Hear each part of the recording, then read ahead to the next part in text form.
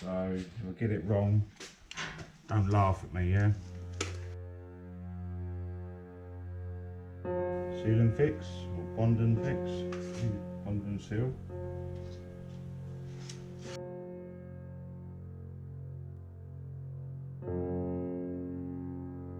That's the airflow. And that one is the sealant flow.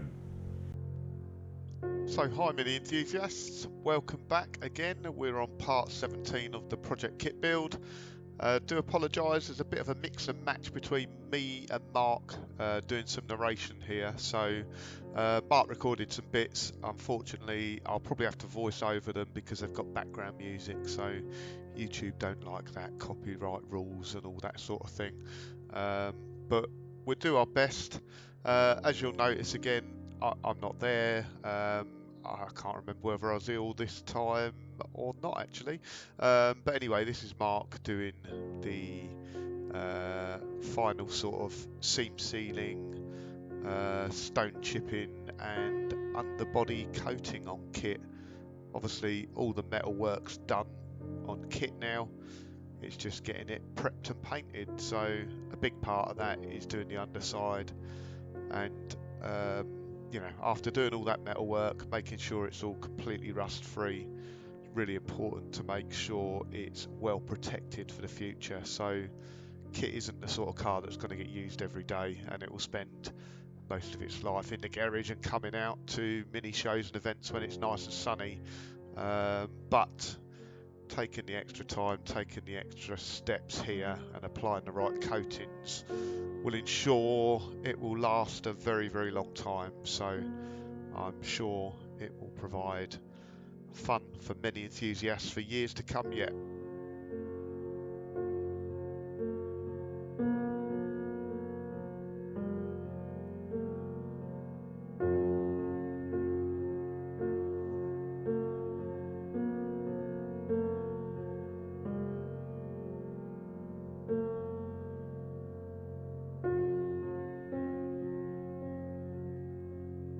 So Mark's just showing you a bit of detail here. In his own words, it's not amazing, but it works. I think it looks pretty good, Mark. Obviously it's Mark's first time at doing this sort of thing, so he is a virgin at applying seam sealer, but I think it's pretty good. He says there's some areas which could have done with a bit more seam sealer on there, but I'm sure he'll go back over them.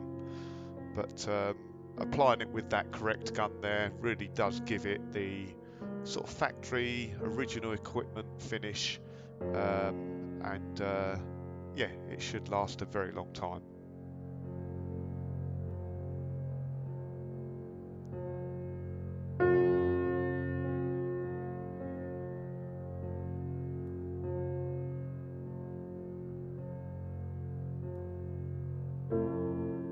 So you'll notice, you might have seen in this video and previous videos actually, Mark's gone round there with a Sharpie and just marked up the areas which need seam sealing. Just helps you so you don't forget anything. There's quite a lot of areas to do. Yeah, and again it's just the sort of preparation like that and planning that make it a good job, differentiate it from the bodges.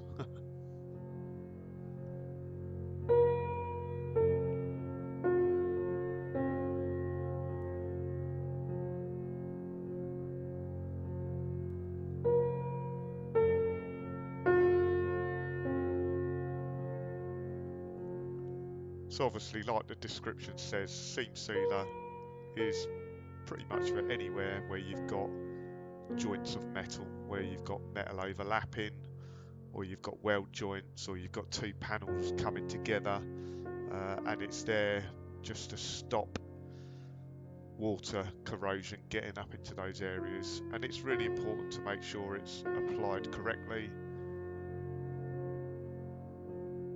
In this case, it's been, where it's been bare metal underneath, it's been etch primed underneath it, then the seam sealer on top, and Mark will go over it again afterwards once the seam seal has dried with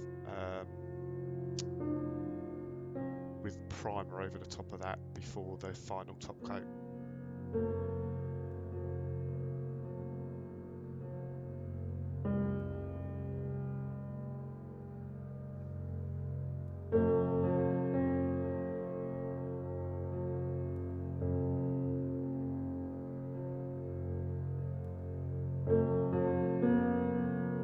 There's just some very small areas in there right at the very top by the closing panel where Mark's looks like he's just gone over it with his finger. Actually, you probably can't get the gun all the way up inside there.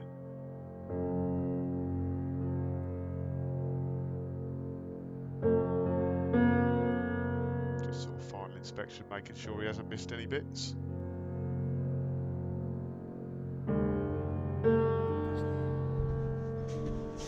Right, pretty happy with the results. First time. This is pretty much how it was, apart from these little bits where we did the repairs here.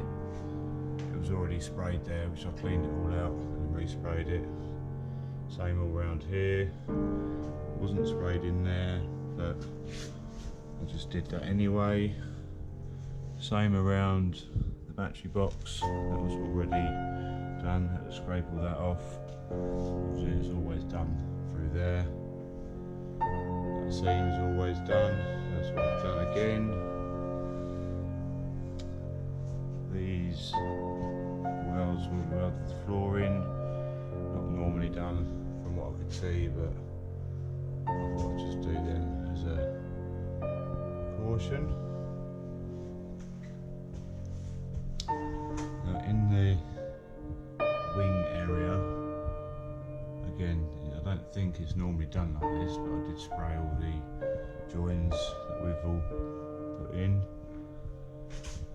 Bulkhead is always seam sealed. I scraped it all off there, so it's all good. Right up into there.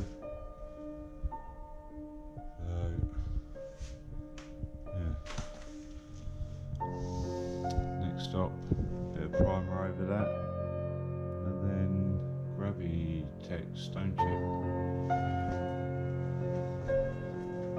Very good gum.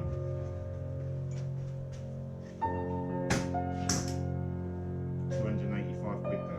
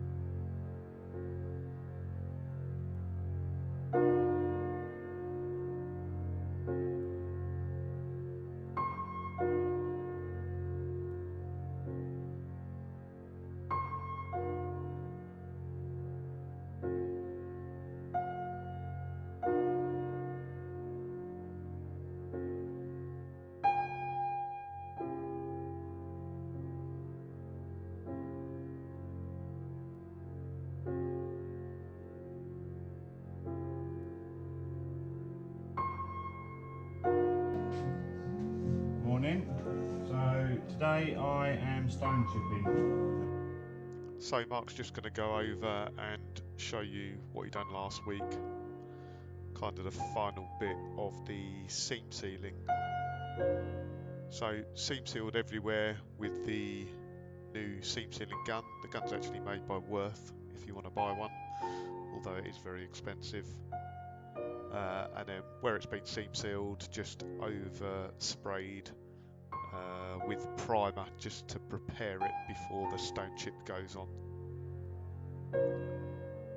There are some areas which are not seam sealed from factory, but Mark's just done them anyway, just to give a bit more added protection. Up inside the wings and the back of that seam there are not usually done from the factory, but it's a good idea to do them there because they are common places for corrosion. So the stone chip Mark's going to use is called Gravitex Plus. It's very good, it's well proven, very hard wearing. There's two types of finish it gives on there, so you can get like an orange peel finish, and you achieve that just by using a lower pressure. So it recommends 40 to 70 psi for an orange peel finish, and if you want a flat, smoother finish, you spray at a higher pressure, so 60 to 70 psi. The gun we've got, or Mark's got for applying the Gravitex, has a nozzle on it for getting into hard reach areas. So Mark's just going to start with the nozzle to begin with, do the harder areas, get them done, and then obviously take the nozzle off and do the easier bits.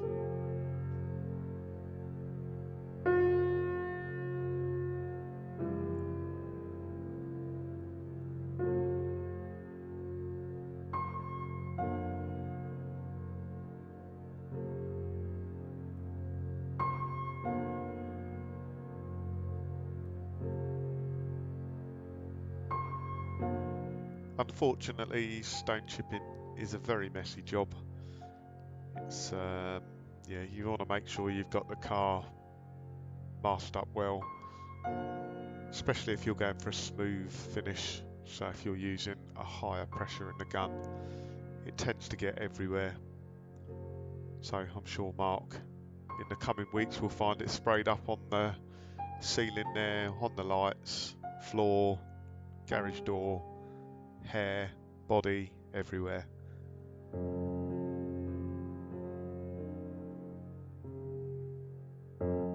Great thing about stone chip, especially if you're going for kind of an orange peel finish, it doesn't matter too much how you apply it.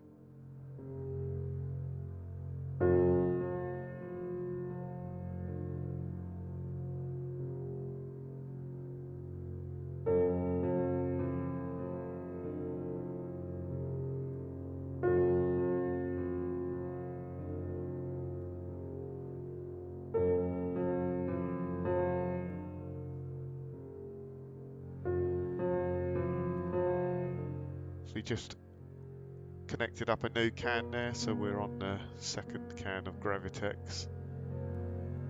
I think 2 to 3 is probably enough to do the underside of a Mini, depending on how thick you want to do it.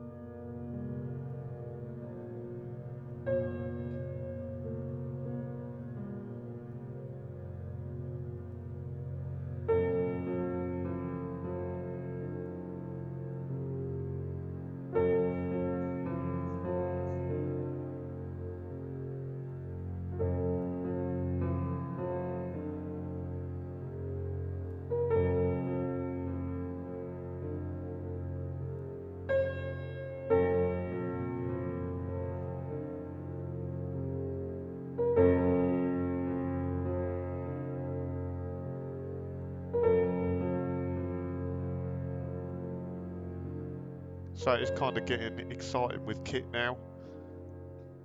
We're at the stage this weekend, I think Mark's doing the underbonnet boot, and then it will be the interior, and then it's moving on to do the exterior bodywork itself. So it all starts to get quite exciting from here on in. obviously quite a lot of work has gone into this shell, quite a lot of money invested in new panels. I think it's probably up to around about £2,000 in new panels, doors, things like that for the shell, but ultimately I think it's worth it, you know, for a couple of grand if you can end up with a completely rust free, straight, solid mini shell in paint. Yeah, heritage shells are around about £9,000, £10,000 depending on spec.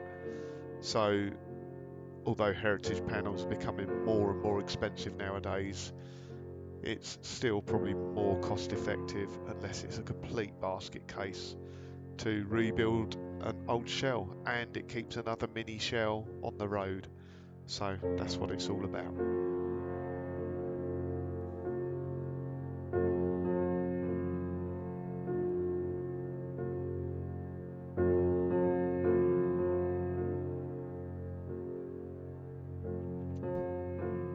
So just a quick catch up. That is the stone chip all done now, completely finished. That'll get left overnight now, and tomorrow the next day is moving on to starting to paint the shell in body colour. So the underside will get painted as well in 2K paint, just in black, but it'll be black with lacquer as well.